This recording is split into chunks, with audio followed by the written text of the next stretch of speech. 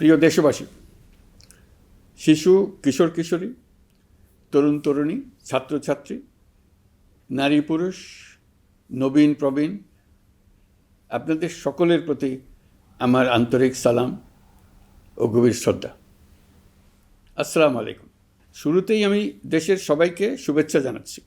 দীর্ঘ 17 বছর পর একটি উৎসবমুখর, অংশগ্রহণমূলক ও শান্তিপূর্ণ জাতীয় নির্বাচন সফলভাবে সম্পন্ন করার জন্য এই নির্বাচনের মাধ্যমে জনগণ, ভোটার, রাজনৈতিক দল, প্রার্থী, নির্বাচন সংশ্লিষ্ট প্রতিষ্ঠান ও আইনশৃঙ্খলা বাহিনী সম্মিলিতভাবে একটি প্রশংসনীয় নজির সৃষ্টি করেছে।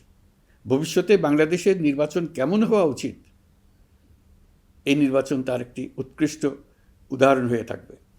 প্রিয় দেশবাসী, বিগত 18 মাস আমার উপর অর্পিত দায়িত্ব নিষ্ঠার সাথে পালন শেষে একটি নির্বাচিত সরকারের কাছে দায়িত্ব হস্তান্তরের প্রাক্কালে অন্তর্বর্তী সরকারের প্রধান উপদেষ্টা হিসেবে আজ আমি আপনাদের কাছ থেকে বিদায় নেবার জন্য উপস্থিত হয়েছি।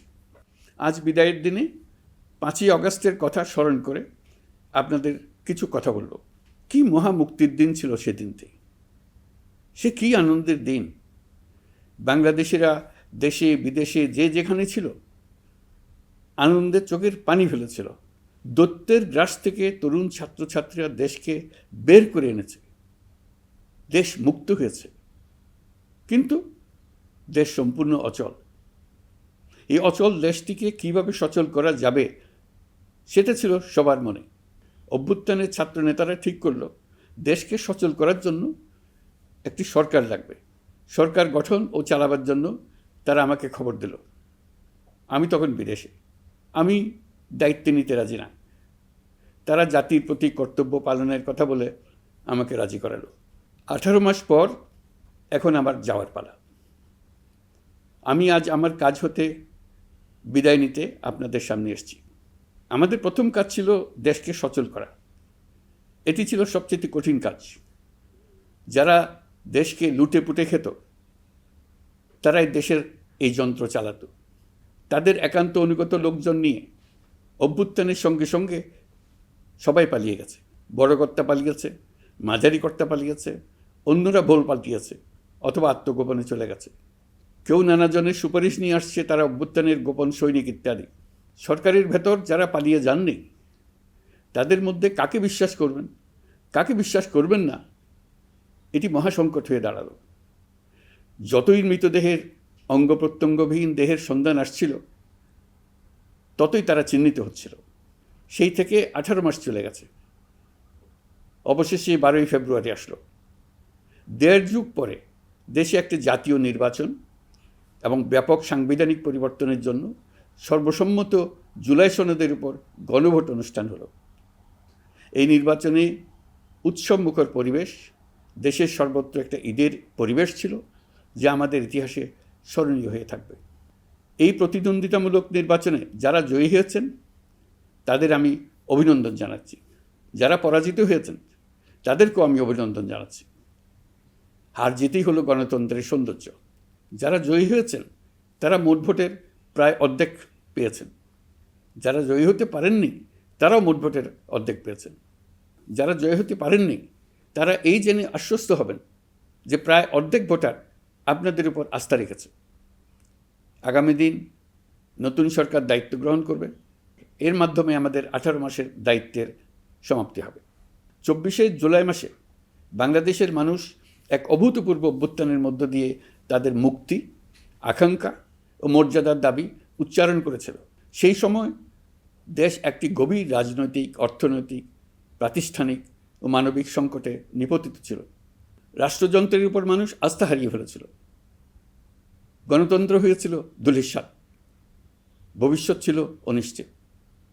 ঠিক সেই সংকটময় সময়ে আমাকে আহ্বান জানানো হয়েছিল একটি লক্ষ্য সামনে রেখে বাংলাদেশকে আবার স্বাভাবিক জীবনে ফেরানোর জন্য 3টি দায়িত্ব দেওয়া হয়েছিল: সংস্কার, বিচার এবং নির্বাচন। আমি ও আমার সহকর্মীরা সবাই আমরা সেই অঙ্গীকার রক্ষার চেষ্টা করে গেছি। কোথায় কতটুকু সাফল্য অর্জন করতে পেরেছি, কোথায় ব্যর্থ হয়েছি, সে বিচারের ভার আপনাদের উপর থাকলো। আমাদের প্রচেষ্টায় কোনো ঘাটতি ছিল না। আমরা মানবতা বিরোধী অপরাধ, দুর্নীতি ও অনিয়মের বিচার প্রক্রিয়াকে রাজনীতি ও প্রতিশোধের ঊর্ধ্বে রেখেছি। আমরা ভঙ্গুর প্রতিষ্ঠানগুলোর প্রশাসনিক, বাণিজ্যিক, আর্থিক সংস্কারে হাত দিয়েছি, যাতে ভবিষ্যতে কোনো সরকার জনগণের ইচ্ছার বিরুদ্ধে নিজেকে স্থাপন করতে না পারে। আর সর্বোপরি আমরা একটি উৎসবমুখর, অবাধ, নিরপেক্ষ, শান্তিপূর্ণ, পরিচ্ছন্ন ও বিশ্বাসযোগ্য জাতীয় নির্বাচনের আয়োজন করেছি, যার মাধ্যমে জনগণ আবার তাদের ভোটাধিকার ফিরে পেয়েছে। এই নির্বাচন কেবল একটা ক্ষমতা হস্তান্তরের প্রক্রিয়া নয়, এটি বাংলাদেশের গণতান্ত্রিক ব্যবস্থার নতুন অভিযাত্রার সূচনা, নতুন বাংলাদেশের জন্ম। এই অর্জনের পেছনে যারা ছিলেন, জুলাইয়ে রাস্তায় নেমে আসা প্রতিবাদকারী তরুণ তরুণীরা, সেই সাহসী মানুষগুলো, শহীদ ও আহতরা, তাদের প্রতি আমি গভীর শ্রদ্ধা ও কৃতজ্ঞতা জানাচ্ছি। তাদের অভূতপূর্ব ত্যাগ ছাড়া এই পরিবর্তন সম্ভব হতো না। এই প্রক্রিয়া সফল করতে দেশের আবালবৃদ্ধ বনিতা সকলেই সহযোগিতা করেছেন। প্রাতিষ্ঠানিক দিক থেকে দেশের রাজনৈতিক দলসমূহ, নির্বাচন কমিশন, সকল আইনশৃঙ্খলা বাহিনী, সশস্ত্র বাহিনী, সরকারি কর্মকর্তা কর্মচারী ও প্রশাসনের প্রতিটি স্তরের সদস্যরা আন্তরিক সহযোগিতা করেছেন। আপনাদের প্রতি আমার আন্তরিক কৃতজ্ঞতা রইল। আপনাদের ধৈর্য, পেশাদারিত্ব ও আস্থার উপর ভর করেই এই পথ চলা সম্ভব হয়েছে। প্রিয় দেশবাসী, 24-এর গণ অভ্যুত্থানের সময় দেয়ালে দেয়ালে তরুণরা যে নতুন বাংলাদেশের স্বপ্ন এঁকেছিল, তার কেন্দ্র ছিল প্রাতিষ্ঠানিক সংস্কার। সেই প্রত্যাশা বাস্তবায়নে অন্তর্বর্তী সরকার প্রায় 130টি নতুন আইন ও সংশোধনী প্রণয়ন করেছে এবং প্রায় 600টি নির্বাহী আদেশ জারি করেছে, যার প্রায় 84% ইতিমধ্যে বাস্তবায়িত হয়েছে। এই সংস্কারসমূহ নাগরিক অধিকারকে সংহত করেছে, বিচার ব্যবস্থাকে শক্তিশালী করেছে এবং গুম, খুন ও বিচার বহির্ভূত হত্যার সংস্কৃতি যেন আর কখনো ফিরে না আসে সেটা নিশ্চিত করেছে। আমরা দায়িত্ব গ্রহণের সময় দেশের আইনশৃঙ্খলা পরিস্থিতি ছিল অত্যন্ত ভঙ্গুর। থানাগুলো ছিল পুলিশশূন্য, জনগণের মধ্যে আস্থার বদলে ভয় ও শঙ্কা তৈরি হয়েছিল। ধাপে ধাপে আমরা সেই অবস্থার পরিবর্তন ঘটিয়েছি। আজ পুলিশ আর মারণাস্ত্র ব্যবহার করে না, বেআইনিভাবে কাউকে তুলে নিয়ে যায় না, বন্দুকযুদ্ধের নামে হত্যা করে না, পুলিশ ও গোয়েন্দা বাহিনীর ভয়ে কাউকে ডিলিট বাটন চাপতে হয় না। জনবান্ধব ও জবাবদিহিমূলক বাহিনী হিসেবে গড়ে তোলার লক্ষ্যে পুলিশ কমিশন অধ্যাদেশ 2025 প্রণয়ন করা হয়েছে। বিচার বিভাগকে স্বাধীন ও শক্তিশালী করতে পৃথক সচিবালয় গঠন, বিচারক নিয়োগের স্বচ্ছ কাঠামো এবং দেওয়ানি ও ফৌজদারি আইনে যুগান্তকারী সংস্কার করা হয়েছে। সেপারেশন অব জুডিশিয়ারির জন্য মাজদার হোসেন মামলার রায় আমরা বাস্তবায়ন করে গেলাম। গুমকে মানবতার বিরুদ্ধে অপরাধ হিসেবে স্বীকৃতি দিয়ে আন্তর্জাতিক অপরাধ ট্রাইব্যুনাল আইন সংশোধন করা হয়েছে। বিচার প্রক্রিয়াকে স্বচ্ছ করতে রায় সরাসরি সম্প্রচারের সুযোগ, বিদেশি আইনজীবী নিয়োগ এবং অন্তর্বর্তী আপিলের বিধান যুক্ত করা হয়েছে। বাংলাদেশ যেন আর কখনো মানবাধিকারহীন রাষ্ট্রে পরিণত না হয়, সেই লক্ষ্যে জাতীয় মানবাধিকার কমিশন অধ্যাদেশ জারি করা হয়েছে এবং কমিশন গঠন করা হয়েছে। প্রিয় দেশবাসী, একটি সমাজ তখনই উন্নত হয় যখন তার নারীরা নিরাপদ, সম্মানিত ও সমান অধিকারপ্রাপ্ত। উন্নয়ন তখনই টেকসই হয় যখন নারীরা সিদ্ধান্ত গ্রহণে, অর্থনীতিতে, শিক্ষায় ও নেতৃত্বে সমানভাবে অংশ নিতে পারেন। যে নতুন বাংলাদেশের স্বপ্ন আমরা দেখছি, নারীদের অগ্রযাত্রা ছাড়া তা গড়ে তোলা সম্ভব নয়। নারী ও শিশু সুরক্ষা, যৌন হয়রানি প্রতিরোধ অধ্যাদেশ, পারিবারিক সহিংসতা প্রতিরোধের অধ্যাদেশ এবং নারী ও শিশু নির্যাতন দমন আইন সংশোধন করা হয়েছে। নতুন এইসব আইনের মাধ্যমে কর্মক্ষেত্রে ও শিক্ষা প্রতিষ্ঠানে নারীদের হয়রানি প্রতিরোধ ও সুরক্ষা আবার নিশ্চিত করার পথ সুগম করা হয়েছে।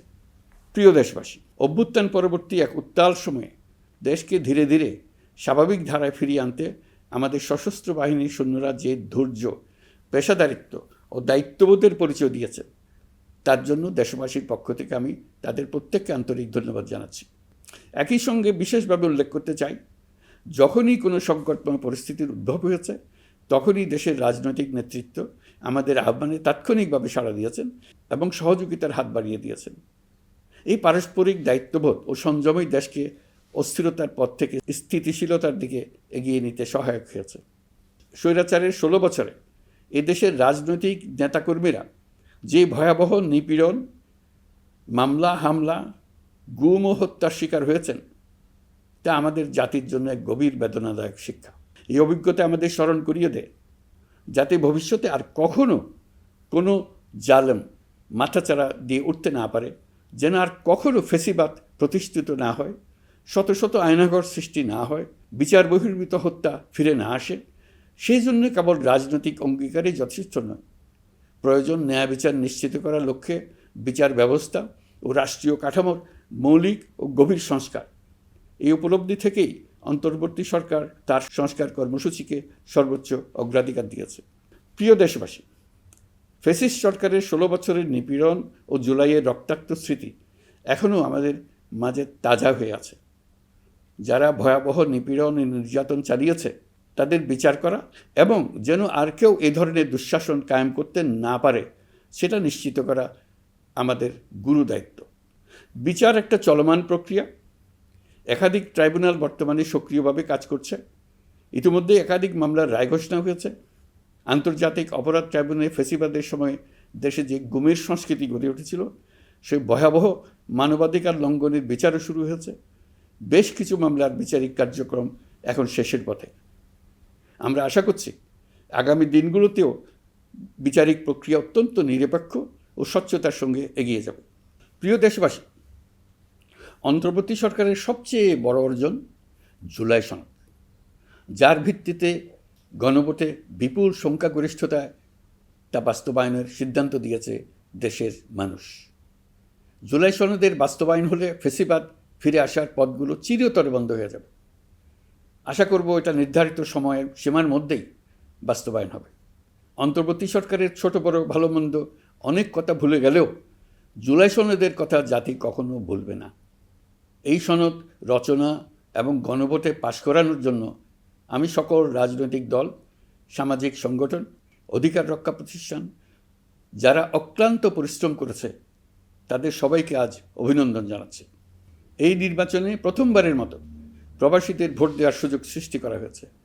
যখন একজন ভোটার গর্ব করে এই নির্বাচন ও গণভোটে ভোট দেওয়ার অভিজ্ঞতা সোশ্যাল মিডিয়ায় বলে, তখন একজন নাগরিক হিসেবে আমি আনন্দ ধরে রাখতে পারি না। আমি আশা করি এই প্রক্রিয়ায় ভবিষ্যতে আরও অনেক বেশি প্রবাসীরা নিশ্চিন্তে অংশগ্রহণ করতে পারবে। প্রিয় দেশবাসী, আমরা দায়িত্ব গ্রহণের সময় অর্থনীতি ছিল বিপর্যস্ত, ব্যাংকিং ব্যবস্থা ভেঙে পড়েছিল, অর্থ পাচার ছিল লাগামহীন। আমরা রাজস্ব ব্যবস্থাপনা, করনীতি, মুদ্রা ব্যবস্থাপনা, আর্থিক খাতে কাঠামোগত সংস্কার এনেছি। তলাবিহীন অর্থনীতি আমাদের জন্য রেখে গিয়েছিল আগের ফেসিবাদী সরকার। কেন্দ্রীয় ব্যাংক বাণিজ্য ব্যাংককে ফতুর করে দিয়ে গেছে, $234 বিলিয়ন পাচার করে নিয়ে গেছে, বিশাল ঋণের বোঝা রেখে গেছে। এইসব আমাদের জানা কথা। আমরা যারা এই অর্থনীতি আবার চালু করার দায়িত্ব পেয়েছিলাম তারা দিশা খুঁজে পাচ্ছিলাম না। এখন যাবার সময় স্বস্তি পাচ্ছি যে আমরা অবস্থার মোকাবেলা করতে পেরেছি এবং নতুন অর্থনীতির বুনিয়াদ রচনা করে রেখে যেতে পারছি। এখন আর পাওনাদাররা আমাদের তাড়া করতে আসবে না। আন্তর্জাতিক লেনদেনে আমরা চোখে অন্ধকার দেখব না। আমাদের রিজার্ভের পরিমাণ এখন $34 বিলিয়ন। আমাদের দেশপ্রেমিক প্রবাসী ভাই বোনদের রেমিটেন্সের টাকায় এই রিজার্ভ ক্রমেই বাড়ছে। নিত্য প্রয়োজনীয় পণ্যের দাম নিয়ন্ত্রণে সরবরাহ বৃদ্ধি করা হয়েছে। টিসিবির কার্যক্রম সম্প্রসারিত হয়েছে। বাজার তদারকি ও মজুতদারির বিরুদ্ধে কঠোর ব্যবস্থা নেওয়া হয়েছে। এর ফলে খাদ্য মূল্যস্ফীতি উল্লেখযোগ্যভাবে কমেছে। শ্রমিক অধিকারকে মানবাধিকারের অংশ হিসেবে বিবেচনা করে আন্তর্জাতিক শ্রম সংস্থার গুরুত্বপূর্ণ কনভেনশনসমূহ অনুসমর্থন করা হয়েছে, যা কর্মক্ষেত্রে শ্রমিকের নিরাপত্তা ও মর্যাদা নিশ্চিত করবে। যুগান্তকারী নতুন শ্রম আইন প্রণয়ন করা হয়েছে। প্রবাসীরা আমাদের অর্থনীতির প্রাণশক্তি। তাদের সুরক্ষা ও কল্যাণে আইন সংশোধন, বিদেশে আইনি সহায়তা, নতুন শ্রমচুক্তি এবং দক্ষতা উন্নয়ন প্রকল্প গ্রহণ করা হয়েছে। বন্দর ব্যবস্থাপনা ও বিনিয়োগ কাঠামোতে আমূল সংস্কারের মাধ্যমে ইউরোপীয় সর্ববৃহৎ বিনিয়োগ সহ একাধিক কৌশলগত প্রকল্প এগিয়েছে।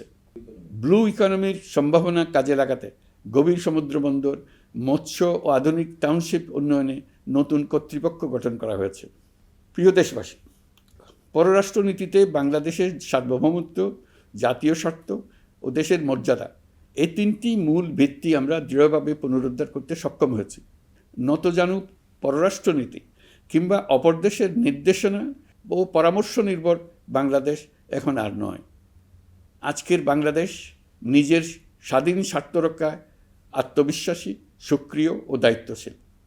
বিশ্বের সকল দেশের সঙ্গে পারস্পরিক সম্মান ও স্বার্থের ভিত্তিতে সম্পর্ক গড়ে তুলতে আমরা প্রতিশ্রুতিবদ্ধ। একই সঙ্গে ভারসাম্য বজায় রেখে ভবিষ্যতের জন্য প্রয়োজনীয় কৌশলগত সিদ্ধান্ত নিতে সক্ষম এমন একটি রাষ্ট্র হিসেবে বাংলাদেশ আজ নিজেকে প্রতিষ্ঠিত করেছে। রোহিঙ্গা সংকট আমাদের জাতীয় নিরাপত্তা, আঞ্চলিক স্থিতিশীলতা ও অর্থনীতির উপর একটা গুরুতর দীর্ঘস্থায়ী চাপ সৃষ্টি করে রেখেছে। দুঃখজনকভাবে দীর্ঘ সময় ধরে এই সংকট নিরসনে কোনো কার্যকর সমন্বিত আন্তর্জাতিক উদ্যোগ দৃশ্যমান ছিল না। দায়িত্ব গ্রহণের পর আমরা আন্তর্জাতিক অঙ্গনে মৃতপ্রায় এই ইস্যুটিকে পুনরায় বিশ্ব মনোযোগের কেন্দ্রে নিয়ে আসতে সক্ষম হয়েছে। এই সংকটের গুরুত্ব অনুধাবন করে জাতিসংঘ আমাদের পাশে দাঁড়িয়েছে। জাতিসংঘের মহাসচিব নিজে বাংলাদেশ সফর করেছেন এবং সমস্যার টেকসই সমাধানে সহায়তার অঙ্গীকার ব্যক্ত করেছেন।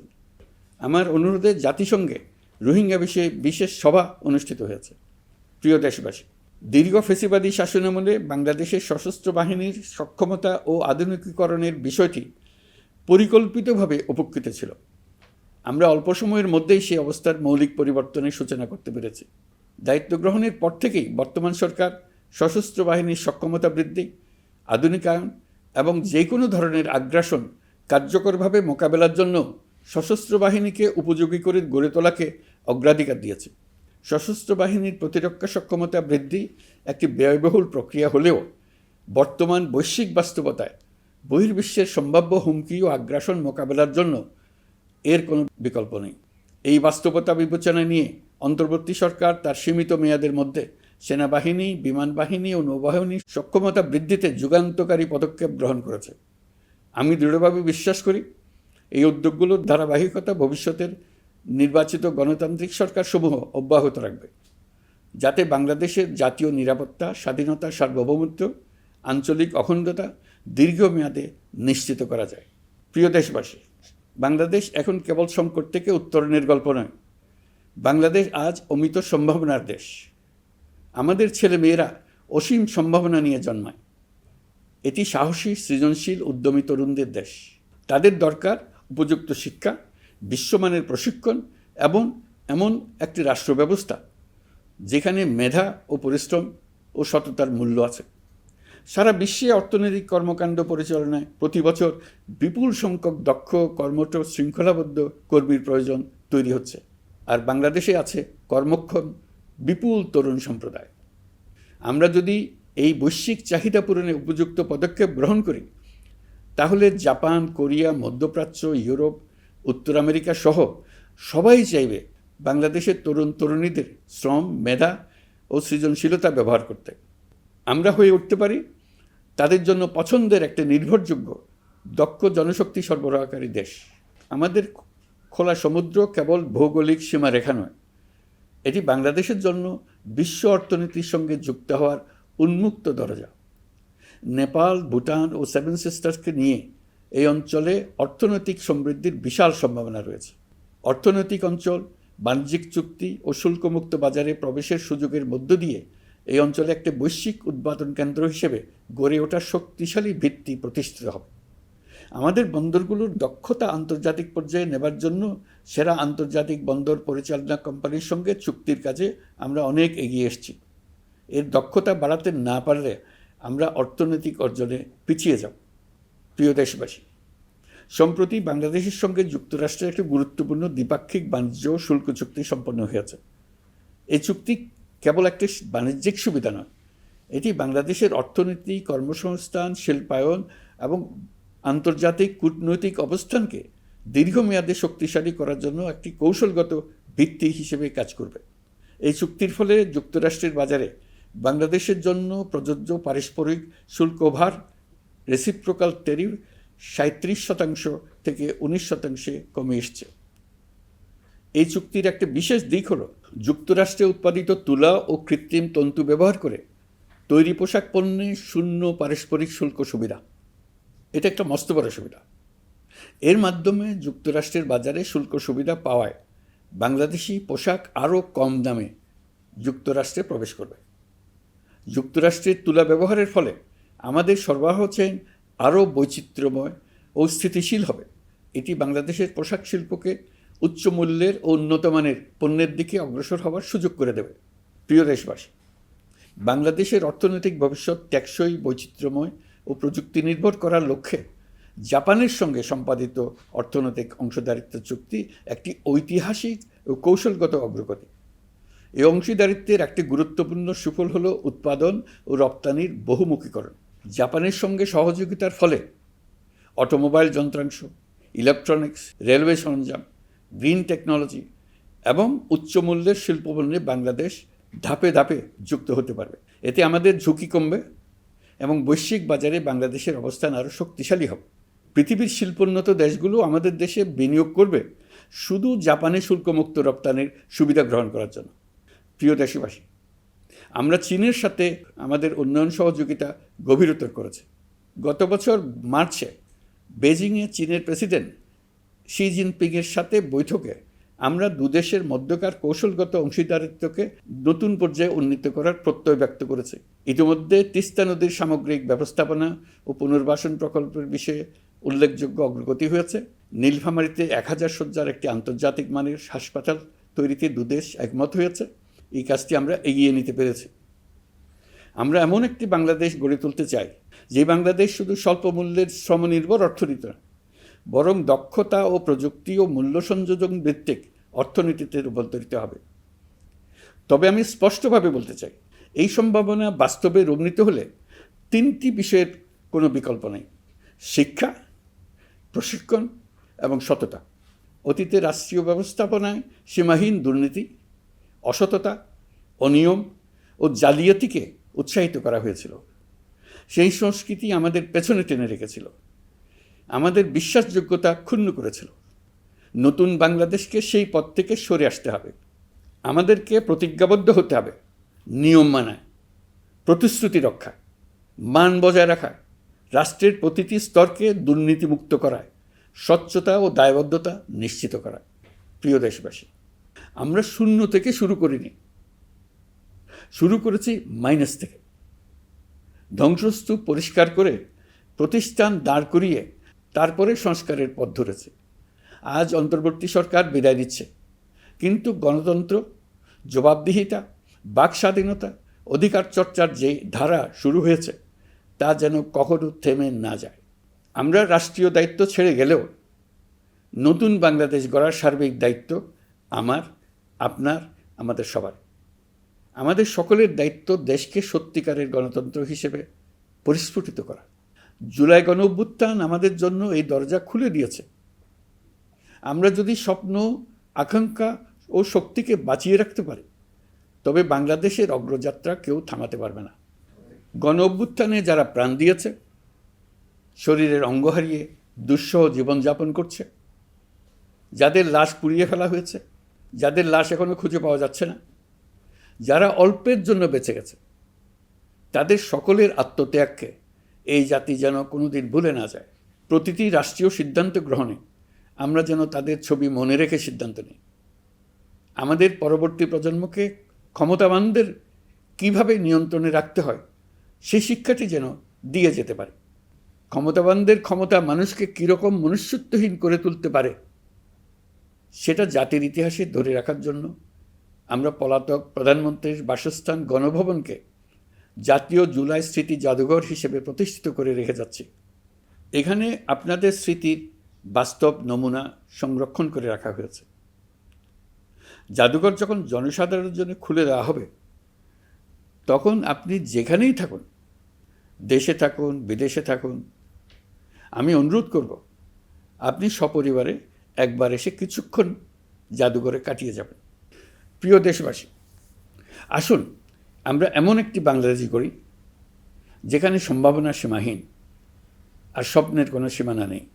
গত 18 মাসে ক্রমান্বয়ে এদেশের মানুষের মধ্যে গণতন্ত্র, একটি কল্যাণমূলক শাসন ব্যবস্থা, বাকস্বাধীনতা, ক্ষমতাকে প্রশ্ন করতে পারা, সমালোচনা করতে পারা, জবাবদিহিতায় আনতে পারার যে চর্চা শুরু হলো, উৎসবমুখর পরিবেশে নির্বাচন আয়োজন করে জনগণের অধিকার নিশ্চিত হলো, এই ধারা যেন কোনো রকমেই হাতছাড়া হয়ে না যায়। আমি বিশ্বাস করি বাংলাদেশের আপামর জনসাধারণ এবং সকল রাজনৈতিক পক্ষ ইস্পাত কঠিন ঐক্যের মাধ্যমে এই ধারাকে আগামী দিনগুলোকে রক্ষা করবে, সমৃদ্ধ করবে। অধিকারের বিষয়ে, দেশের স্বাধীনতা সার্বভৌমত্বের বিষয়ে পরবর্তী প্রজন্মের জন্য একটি সুন্দর বাংলাদেশ গড়ে তোলার প্রত্যয়ে দৃঢ় থাকতে হবে। দলমত, ধর্ম, বর্ণ, নারী পুরুষ নির্বিশেষে সবাইকে আহ্বান জানাই একটি ন্যায়ভিত্তিক, মানবিক ও গণতান্ত্রিক বাংলাদেশ গড়ে তোলার সংগ্রাম অব্যাহত রাখতে। এই আহ্বান জানিয়েই আমি অত্যন্ত আশাবাদের সঙ্গে আজ আপনাদের কাছ থেকে বিদায় নিচ্ছি। দেশের শিশু, কিশোর কিশোরী, তরুণ তরুণী, ছাত্রছাত্রী, নারী পুরুষ, নবীন প্রবীণ, আমার দায়িত্ব থেকে বিদায় নেবার এই প্রাক্কালে আপনাদের সকলের প্রতি আন্তরিক ধন্যবাদ জানাচ্ছি। আমার জন্য দোয়া করবেন। মহান আল্লাহ আমাদের সকলের সহায় হন।